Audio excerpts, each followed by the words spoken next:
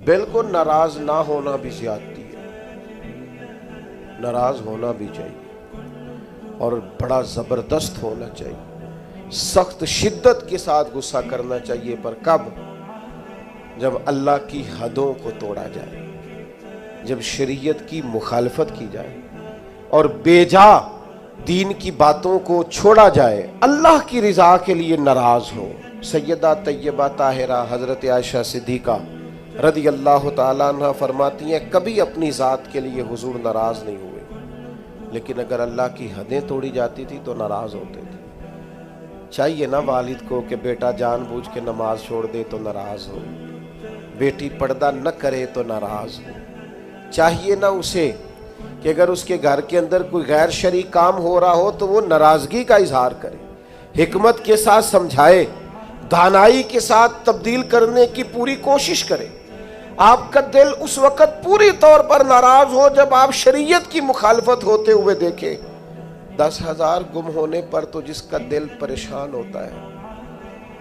لیکن نماز ظہر قضا ہونے پر جسے کوئی اثر نہیں ہوتا، جو چند منٹ، آدھا گھنٹہ، پونا گھنٹہ نوکری سے لیٹ ہو تو احساس پیدا ہوتا ہے، لیکن کئی دن بیت گئے، فجر نہیں پڑی، کتنے دن گزر گئے، سویرے اللہ کی بارگاہ میں نہیں اٹھا، توجہ نہیں ہوتی۔ 2 حدیثیں اکٹھی عرض کرنے لگا ہوں،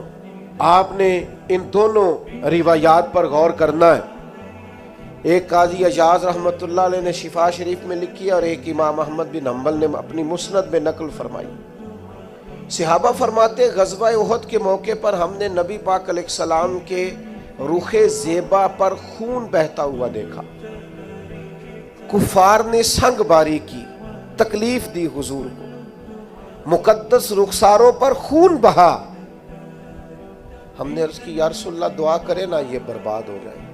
نبی پاک علیہ السلام نے فرمایا مجھے لان تان کرنے والا نہیں بنا کے بھیجا گیا، مجھے رحمت بنا کے بھیجا گیا۔ اور نبی کریم نے دعا فرمائی یا اللہ انہیں ہدایت عطا فرما۔ اس موقع پر جب حضور کو ذاتی طور پر تکلیف دی گئی ہے، مقدس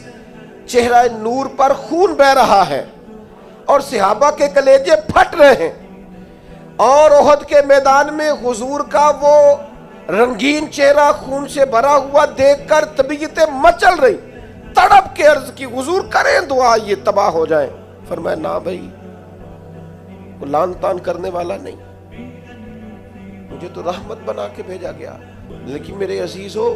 غزوہ خندق کے موقع پر جب دشمنوں سے دفاع کرتے وقت نماز عصر مسلمانوں کی قضا ہوئی تو حضور نے ہاتھ اٹھا کے عرض کیا،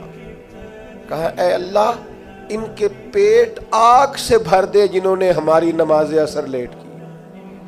ہماری نماز لیٹ کر دی، صلاۃ وسطیٰ لیٹ کر دی، ہمیں تیرے حضور جھکنا تھا، ہمیں وہ نماز پڑھنی تھی جو بڑی قیمتی ہے، نماز عصر انہوں نے ہماری نماز لیٹ کر دی، ان کے پیٹ آگ سے بھر دے۔ حضور کا سارا چہرہ لہو سے بھرا ہے،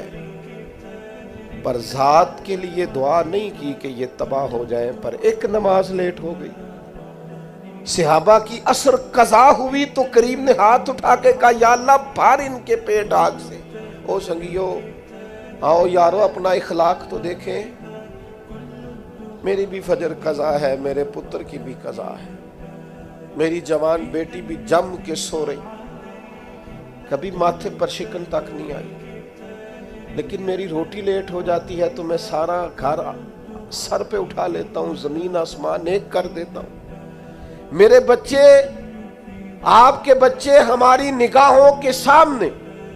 وہ پوری طرح بری سوسائٹی کا شکار ہو جائیں اور وہ جانے کس کس گناہ میں لگ جائیں، معاذ اللہ شکن تک نہیں آتی، لیکن میرے کپڑے وقت پر استری نہیں ہوئے،